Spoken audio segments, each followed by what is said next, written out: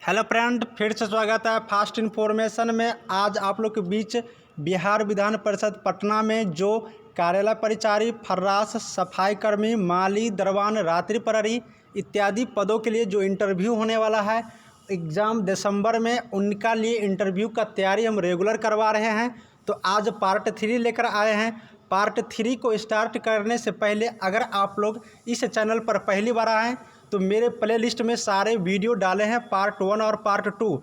पहले पार्ट 1 और पार्ट 2 को देखिए, उसमें मैंने बताया है कि कैसे ड्रेस पहनकर जाना है और शुरू में कौन से क्वेश्चन आपसे पूछे जाएंगे। आपको वो दोनों वीडियो आप लोग को पक्का सिलेक्शन दिलाने में काम आएंगे। नहीं उन दोनों वीडियो से क्वेश्चन आया तो मुझे कमेंट करके बताइएगा इंटरव्यू में आने के बाद कि सर आपने गलत बताए थे।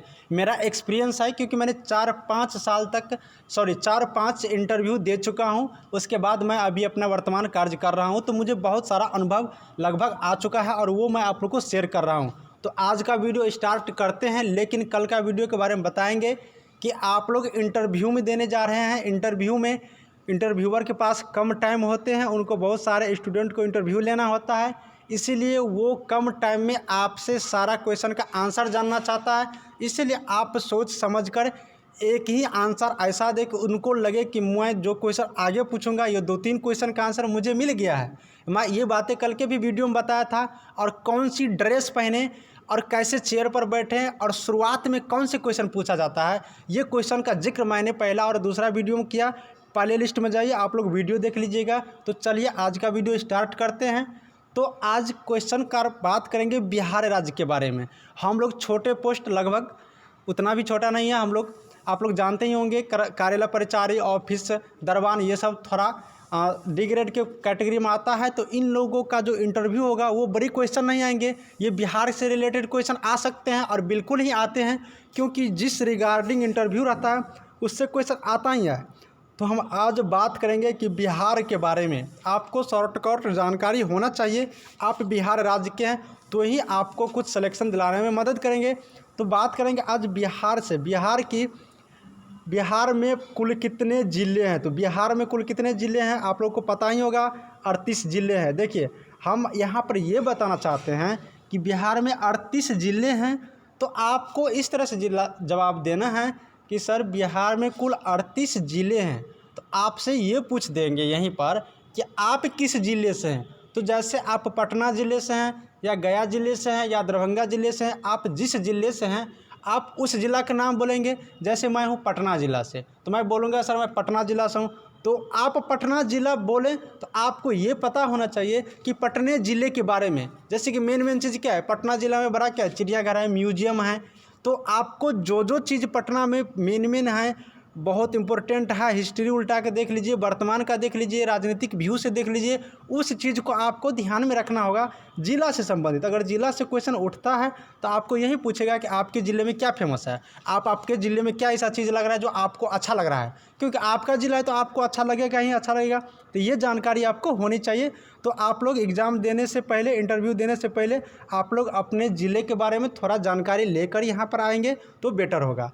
अब बात करेंगे कि बिहार राज्य में कुल कितने प्रमंडल हैं। तो आपसे पूछ देगा कि आप किस प्रमंडल में हैं। तो बिहार राज्य में तो पहले 9 प्रमंडल है, ये बात जान लीजिए। और पूछ देगा कि आप किस प्रमंडल में हैं, जैसे आप कोसी प्रमंडल में हैं या दरभंगा प्रमंडल में हैं या तिरहुत प्रमंडल में हैं। जो 9 प्रमंडल है उस 9 प्रमंडल का नाम आप याद रखिए और किस प्रमंडल में है वो याद रखिए। और जिस प्रमंडल में आप पढ़ते हैं उस प्रमंडल के बारे में थोड़ा जानकारी रखिए। जैसे कि दरभंगा प्रमंडल में कुल कितने ज़िले हैं। तो दरभंगा प्रमंडल में 3 ज़िले हैं, समस्तीपुर, दरभंगा, मधुबनी। इसी तरह से 9 प्रमंडल का आप लोग को याद रखना ज़रूरी नहीं है, लेकिन 9 प्रमंडल का नाम आप लोग याद रखिए। और आप जिस प्रमंडल में हैं उस प्रमंडल में कितने ज़िले हैं, ये सब जानकारी आप लोग को होना ज़रूरी है। तो प्रमंडल के रिगार्डिंग आपका सारा क्वेश्चन सॉल्व हो जाएंगे, अब आप आसानी से आंसर दे पाएंगे। अगला क्वेश्चन आ सकते हैं, बिहार राज्य में कुल कितने अनुमंडल हैं। तो बिहार राज्य में कुल 101 अनुमंडल है। आप लोग ये जो क्वेश्चन हम दे रहे हैं ना, बहुत ही इंपॉर्टेंट है। आप लोग इसको गौर से याद करिएगा और आप लोग खुद से भी सोचिएगा कि इसके रिगार्डिंग क्या क्या क्वेश्चन बन सकते हैं। बार बार कर रहा हूँ, ये इंटरव्यू है, इंटरव्यू में उसके मन में जो क्वेश्चन आएंगे पूछ देंगे, लेकिन रिगार्डिंग बिहार से ही पूछा जाएगा, ये पूरा उम्मीद रहता है, क्योंकि बिहार के ही इंटरव्यू है और बिहार में ही जॉब आपको मिलने वाला है। इसीलिए आप लोग को बिहार से रिलेटेड जानकारी होना चाहिए। तो बिहार में कुल 101 अनुमंडल है। अब बात करेंगे कि बिहार राज्य की चौहद्दी बताइए। बोलेगा कि आप बिहार राज्य में रहते हैं तो बिहार राज्य की चौहद्दी बताइए। तो आपको क्या है बिहार राज्य की चौहद्दी? उत्तर में नेपाल है, दक्षिण में उत्तर प्रदेश है, पश्चिम में झारखंड है, पूर्व में पश्चिम बंगाल है। तो आपको उत्तर प्रदेश की आपको बिहार की राजधानी याद रहना चाहिए, साथ ही साथ बिहार की चौहद्दी भी याद रहना चाहिए। और आपको पूछ देगा कि आपके देश के बगल में, आपके राज्य के बगल में, आपके राज्य के बगल में कौन सी पड़ोसी देश हैं? तो आपको बताना है नेपाल। तो आपको बोल देगा कि आपके चौहद्दी में नेपाल कहाँ पड़ता है? तो आपको बताना है मेरे चौहद्दी में उत्तर दिशा में नेपाल पड़ता है। देखिए क्वेश्चन आपको वहीं रहेगा, बस घुमा घुमा के वो लोग पूछते रहते हैं, ठीक है। तो आपको ये याद रखना है। अब आपको एक चीज़ पूछेगा, बहुत इंपॉर्टेंट है, बिहार की शोक नदी किसे कहते हैं? बिहार में शोक नदी किसे कहा जाता है? तो बिहार में शोक नदी कोसी को कहा जाता है। यहाँ कोसी लिखने में गलती हो गया है, आप लोग ठीक कर लीजिएगा, कोसी को। तो बिहार की शोक नदी किसे कहा जाता है? कोसी को कहा जाता है। बिहार की राजधानी कहाँ है? पटना है। देखिए ये क्वेश्चन बहुत ही इंपॉर्टेंट है। बिहार की राजधानी जैसे ही पटना पूछेंगे तो आपको पूछ सकता है कि पटना का पुराना नाम क्या है? तो पटना का पुराना नाम पाटलिपुत्र है।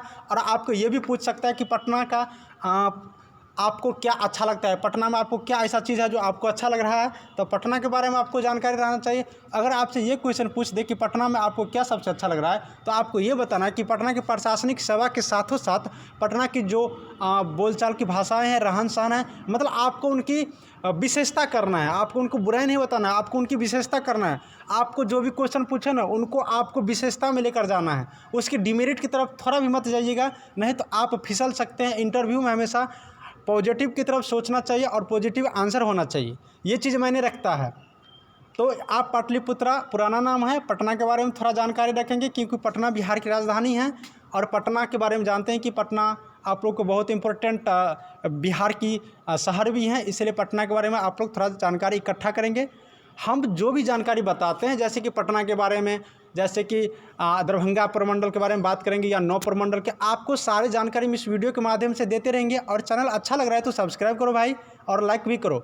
और हम बात करेंगे आपको जो भी इंपॉर्टेंट क्वेश्चन बनेंगे बिहार के रिगार्डिंग, मैं सारे आपको देता रहूँगा। वीडियो आप लोग एक बाय एक करके देखते रहिए। आप लोग को मैं बता दूं, दिसंबर से पहले आपको इतना टैलेंट बनाऊंगा। अगर इंटरव्यू में क्वेश्चन नहीं आया तो मुझे कमेंट करके बताना कि सर आपने बताया था बट आपका एक भी क्वेश्चन नहीं आया। मेरा एक भी क्वेश्चन नहीं, मैं तो गारंटी देता हूँ, वादा करता हूँ कि आपके साथ मेरा पढ़ाया हुआ आप लोग को 30% क्वेश्चन आना ही आना है। अरे 30% कम क्वेश्चन होता है, आपको बहुत क्वेश्चन होता है। आप लोग गौर से पढ़िए, शेयर कीजिए मेरे वीडियो को, लाइक करवाइए, सब्सक्राइब करवाइए, मुझे भी तो सपोर्ट कीजिए आप लोग, तो ही तो मुझे मोटिवेट मिलेगा। अगर आप लोग कमेंट में मुझे कुछ बोलते हैं तो डायरेक्ट बोलिए और मुझे कमेंट करके बताइए सर मुझे यहाँ प्रॉब्लम है, मैं आपकी प्रॉब्लम को दूर करूँगा, आपकी समस्या को मैं समाधान करने में मदद करूँगा। तो अगला क्वेश्चन देखते हैं। बिहार की सबसे बड़ी नदी सड़क पुल, बिहार में नदी पर जहाँ सड़क पुल हैं वो कौन सी है? तो गांधी सेतु है। आपसे ये भी क्वेश्चन पूछा जाएगा कि आप कौन से कास्ट के हैं, ये बहुत इंपॉर्टेंट क्वेश्चन, इस क्वेश्चन को आप लोग मिस ना करें। आप कौन से कास्ट के हैं? हम आपको एक चीज़ बताएंगे, छोटा सा कहानी बताना चाहते हैं, गौर करके सुनिएगा। मैं झारखंड में कोयला रिसर्च सेंटर है, कोयला खनन सेंटर है झारखंड के डिगवाहडीह जगह नाम है, धनबाद ज़िले में। मैंने वहाँ इंटरव्यू देने के लिए गया था, तो मुझसे पूछा था, वहाँ 3 राउंड की काउंसलिंग थी, जूनियर इंजीनियर की काउंसलिंग होने वाली थी, तो मैं वहीं पे गया था। तो मुझसे पूछा गया कि आप कौन से कास्ट के हैं, बहुत सारे क्वेश्चन पूछा। तो मुझे ये भी पूछा गया कि आप कौन सी कास्ट के हैं, तो मैंने बता दिया कि सर मैं SC कैटेगरी को हूँ। तो बोला कि चलिए ठीक है। अब आगे उसने 2-3 क्वेश्चन और भी पूछे, बहुत इजी, फर्स्ट राउंड का क्वेश्चन था, बहुत इजी 3 राउंड में लेना था। तो मैं भी इंटरव्यू के बेसिस पे ही गया था। तो हम बोल दिए, 2-3 क्वेश्चन और पूछे, उसके बाद उसने बोला कि आप अपने कास्ट का स्पेलिंग लगाइए। तो मैंने सोचने लगा, अरे यार ये कोई सा क्वेश्चन हो गया, मैं कैसे जवाब दूँ? तो मैंने बोला कि CAST, क्योंकि मुझे बोला कि कास्ट का स्पेलिंग कीजिए, तो मैं तो कास्ट का स्पेलिंग CAST बोल दिया। तो वहाँ पर मुझे तो लगा कि अच्छा ही होगा, सही आंसर दी।